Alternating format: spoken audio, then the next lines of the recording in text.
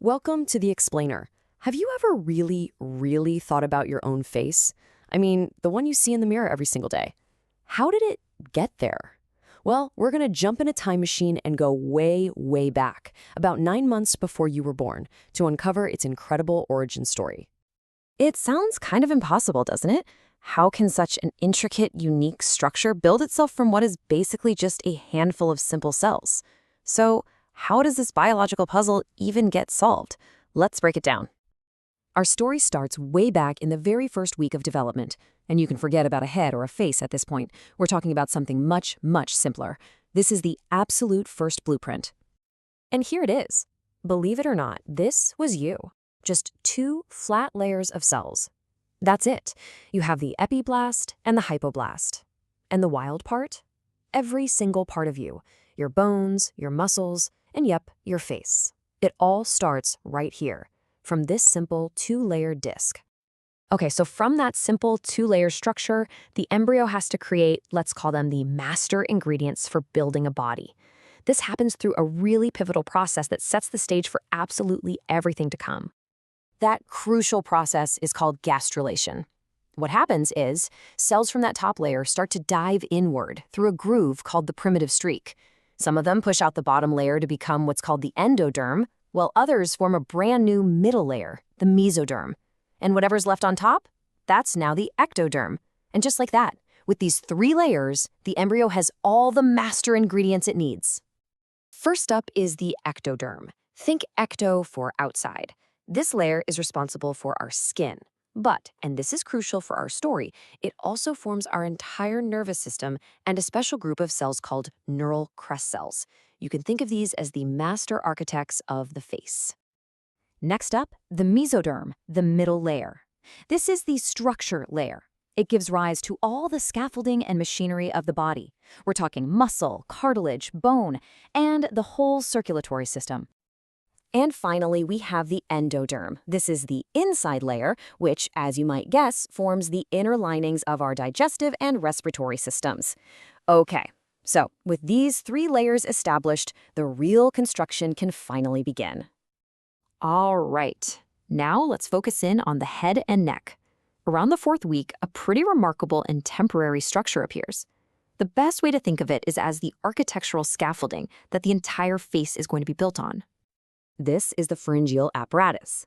Yeah, it looks a little bit like gills on an early embryo, and it is the single most important feature for developing the head and neck.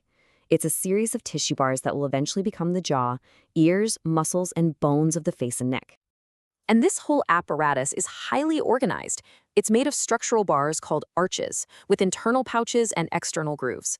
Now, for our story today, the most important parts are these arches, because they are the true building blocks of the face and neck. So, with our scaffolding in place, it is time for assembly. This is where different blocks of tissue start to grow, migrate, and fuse together in what really is a beautifully orchestrated dance to form a recognizable face.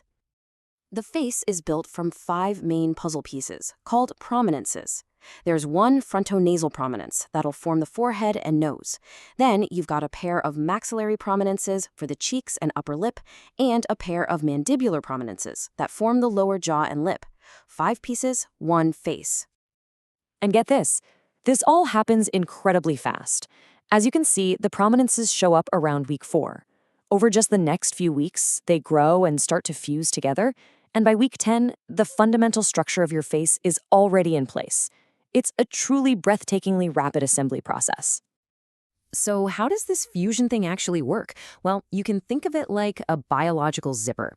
2 different pieces of tissue grow towards one another. Their outer surfaces make contact and merge.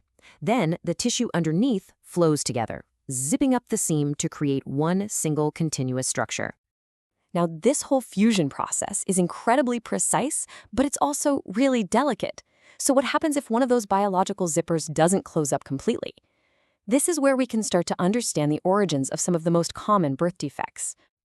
A failure in this process can lead to a cleft lip or a cleft palate. A cleft lip, which is a gap in the upper lip, happens when the maxillary prominences fails to fuse with the nasal prominences. A cleft palate, a gap in the roof of the mouth, happens when the 2 palatal shelves fail to fuse with each other right down the midline. This really illustrates the incredible precision that's required here. Clinicians can classify these clefts based on exactly where that biological zipper failed to close. The location, the side of the face, how complete the gap is, each detail tells a story about a very specific disruption in that delicate, timed process. And understanding all this is so important because clefts are actually pretty common, affecting about 1 in every 700 newborns. This isn't some rare anomaly. It's a significant clinical reality that's rooted right in those first few weeks of embryology. So, let's bring this all back together. When you think about it, going from a simple disk of cells to the complex, expressive face you have today, it's a truly remarkable story of biological engineering. Think about it. In just 10 weeks, a series of migrations, foldings, and fusions transformed a flat sheet of cells into the basic structure of your face. It's a process of just staggering complexity that, for the vast majority of us, works perfectly. So the next time you look in the mirror, remember the incredible journey that face took just to exist. You're seeing the result of an ancient blueprint for construction that connects every single one of us. So what does that tell us? That we all started this way.